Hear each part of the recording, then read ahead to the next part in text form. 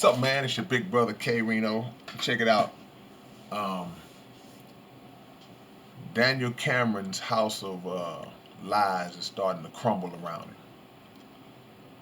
And when we go in based on information that we get and that we find to be factual information based on resources that are at our disposal. And contrary to popular belief, it doesn't matter who it is.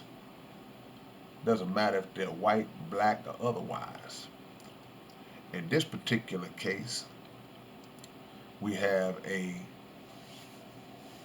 black dude who has decided that lying and deceiving and selling out other black people is more important for him to move up in position. That's more important than the life of a victim who was murdered by law enforcement. Daniel Cameron's house of cards is starting to fall and crumble around him now because he stood up in a press conference a few days ago and stood there boldly defending the officers who killed Breonna Taylor, talking about how Breonna's boyfriend, Kenneth Walker, shot one of the cops in the leg, and he stood in total defense, and everything that he said, all of his information was leaned in defense of the police officers. Now, information is starting to surface that points to the contrary. And none of this information can be said by Daniel Cameron that he did not know. You're the Attorney General. You knew everything that came down the pipe. You were just trying to cover it up because this whole case from the beginning has been a cover up. So one of the jurors came out, one of the grand jurors came out, and they said that Cameron elected to have his own office take over the case, and he just dictated what it was going to be, but he used the grand jury to deflect so he wouldn't have to be held accountable when he made the decision that he made. So he can just say, hey man, that was the grand jury. It wasn't me. But in reality, it was him, and it was his office. Other jurors are coming out and giving up the ghost.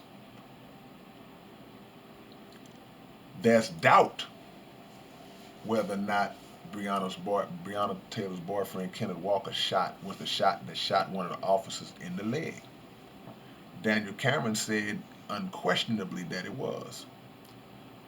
But there's a thing called ballistics. And a ballistics report was conducted by the Kentucky State Police. And that report said based on their study, they were unable to conclude that it was Kenneth Walker's bullet that hit Officer Mattingly in the leg. What is ballistics? I had to look it up. Ballistics is the science or study of the motion of a projectile, like a bullet or something of that nature.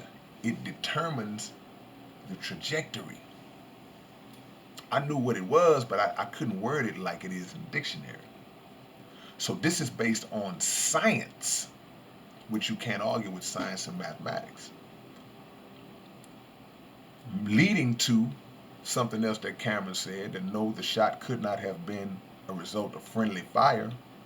But in reality, if it didn't come from Kenneth Walker's gun, and the only other people who had weapons were other police officers, then we got to do the math.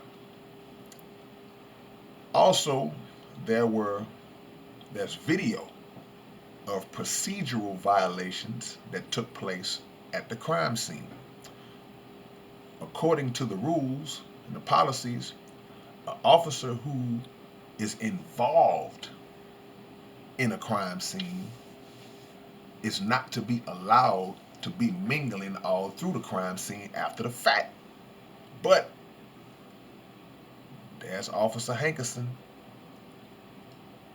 mingling around in the crime scene, which gives him an opportunity to tamper and manipulate potential evidence. This is all going on under Daniel Cameron's watch.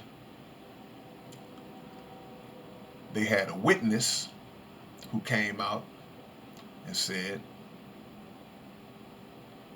that he did not hear police announce themselves. They came back a second time and he said it again. They came back another time, to my knowledge, fact check me, came out another time, and then he finally said, well, yeah, I did. What made him change the story? I don't know. But I hear he's changing the story back to his original story. So now it's all starting to unfold. This is a cover-up. They don't want to hold these officers accountable. That's why 2 have not been charged, and 1 was charged with killing some sheetrock. So sheetrock matters, but not Breonna. So Kenneth Walker, who was a legal registered gun owner, and Breonna Taylor, who had no criminal record, are now being made to be the criminals. Familiar pattern. My question is, because you got a guy like Daniel Cameron, his whole motive is to rise up in the ranks of white supremacy. He wants to get as high up as he can get up in it. And he will sell out his own mama to reach that point. He doesn't care about Breonna Taylor. He's trying to advance. He has to show those who run this system that, hey, I'm with y'all. I'm not with them. I look like them, but I'm not with them. See? So the question is, like I said in the very beginning, in the face of facts and evidence, for those of you who like to spew all this nonsense, and every time a black person is killed by police, that black person is wrong in your eyes, do you have the humility to look at facts and then go, man, my bad, I was wrong? Because if you don't, in the face of facts, then I gotta look at you. I don't feel sorry for Daniel Cameron, because no individual can rise higher than the condition of their people. And sellouts get what sellouts get. So, holla at your big brother K-Rino. Like, comment, subscribe. Tell me what you think. Peace.